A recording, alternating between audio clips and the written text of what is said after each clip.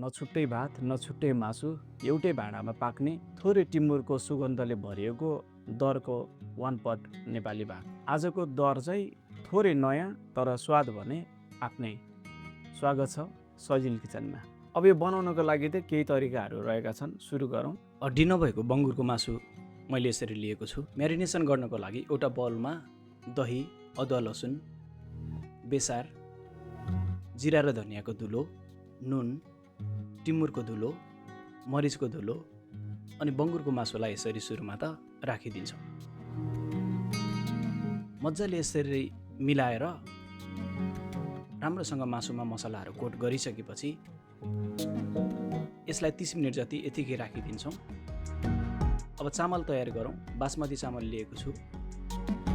अब यसमा पानीलाई राख्ने 3 देखि 4 पटक मजाले धोएर यसलाई 20 मिनट जति राखिदिन्छौँ। एउटा भाँडामा तेल राख्ने, दालचिनी, तेजपात, अलैँची, ल्वाङ, ज्वानो, जिराको दाना यसरी राखेर हल्का अरोमा नआएसम्म मिक्स गर्ने। अब घिउ राखेर सँगै प्याज पनि राखिदिने अनि यसलाई क्यारामलाइज गर्नको लागि मजाले चलाउने। मिडियम हिट गर्नुपर्छ, धेरै हाई हिटमा यसलाई नपकाउने। यसको क्यारामलाइज गरेर स्विटनेस एकदमै मिठो आउने गर्दछ। अब बङ्गुरको मासुलाई यसरी राखिदिन्छौँ अनि यसलाई मजाले भुटेर चलाउँछौँ। यसबाट पानीहरू अब छुट्न पनि थाल्छ। बीचबीचमा चेक गर्दै चलाउँदै तयार गर्ने। मासुबाट जबसम्म पानी र तेल छुट्दैन तबसम्म यसलाई फ्राई गर्दै पनि रहनु पर्दछ। र यतिको मात्रामा तयार भएपछि अब टमाटर राख्ने, अदुवा र लसुनको पेस्ट, जिरा र धनियाँको धुलो, गरम मसला अनि स्वाद अनुसारको नुनलाई राखेर चलाउँछौँ। मसला मजाले राम्रोसँग मिलाएर भुट्नु पर्दछ। अब यसमा हरियो खुर्सानी पनि राखेर चलाइदिने। हिट चाहिँ हाम्रो मिडियम हुनुपर्दछ। यतिको भएपछि मसला नडढोस् भनेर थोरै पानी छर्केर चलाउँछौँ। यसमा धेरै पानी एकैपटक हामी युज गर्ने छैनौँ। अब यसलाई छोपेर मजाले पकाउँछौँ। यसरी स्टिम आउन थालेपछि निकालेर मिलाएर चलाइदिनुपर्छ। यसरी मसलाको एकदमै राम्रो बेस अब बन्न पनि थालिरहेको छ। अब चाहिँ तातो पानी यसमा राखिदिने।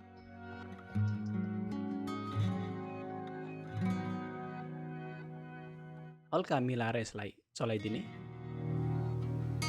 भिजाएर राखेको चामललाई माथिबाट राख्ने अनि बिस्तारै यसलाई चलाइदिने। धेरै चाहिँ चलाउनु हुँदैन, होइन भने चामल टुक्रिन पनि सक्दछ। अब यो चामलबाट हल्का यसरी पानीको होलहरू देख्न थालिसकेपछि एकपटक यसरी चलाइदिन्छौँ। अब यसलाई छोपेर पकाउँछौँ। सानो आगोमा राम्ररी पकाउने अनि एकपटक मात्रै यसरी पल्टाइदिने।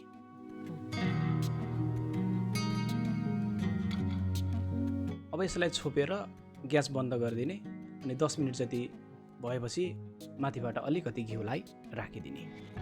यसले एकदमै मजाको अरोमा आउने पनि गर्दछ। माथिबाट कागतीको रसलाई यसरी निचरेर राखिदिने। थोरै धनियाँको पातलाई पनि काटेर राख्ने। पुदिनालाई पनि राखिदिन्छौँ।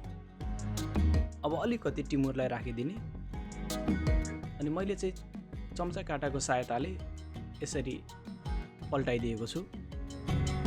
ठुलो डाडुले चलाउँदाखेरिमा कतिचोटि राइस दाना दाना नभइकन टुक्रा पनि पर्न सक्दछ। अब यो खानको लागि मजाले तयार भएको छ। मैले यसलाई यस्तो तरिकाले निकालिदिएको छु र यसरी थोरै गार्निस गरेर सर्भ गरिदिएको छु।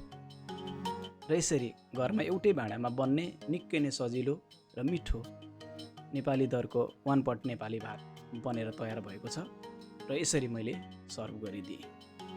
बनाएर खानलाई नभुल्नुहोला। र यो फाइनल्ली नेपाली स्पेसल दरको वान पट नेपाली भात बनेर तयार भएको छ। यसपालि चाहिँ मैले बुङ्गुरको मासु युज गरेको हो। कुनै पनि मासु यसमा युज गर्न सकिन्छ। अब यो कस्तो बनेको छ एकचोटि ट्राई गर्न मन लागेको छ। सुरुमा त यसमा थोरै कागतीलाई यसरी निचोरेर राख्छौँ। अब हल्का यसरी चलाएर त्यो मिठो बास्ना अहिले त कागतीको फ्रेस ट्राई गरौँ है त।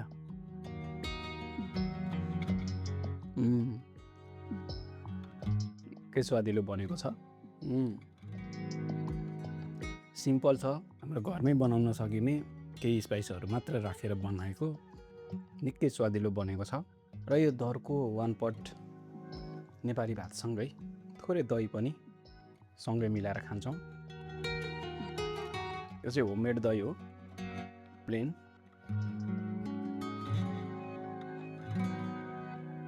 दही पनि मिठो भयो। यदि तपाईँहरूलाई पनि यस्तै रेसिपी बनाएर ट्राई गर्न मन लागेको छ भने बनाएर खानलाई नभुल्नुहोला। निकै सजिलो तरिकाले बन्छ। यदि तपाईँहरू च्यानलमा नयाँ हुनुहुन्छ भने च्यानललाई सब्सक्राइब गर्नुहोस्। हामी नयाँ सोच र नयाँ खोजको साथमा तपाईँको बिचमा आइरहेका छौँ। तपाईँहरू पहिलेदेखि नै हुनुहुन्छ भने अझै साथ र सपोर्टको अपेक्षा हामी गरिरहेका छौँ।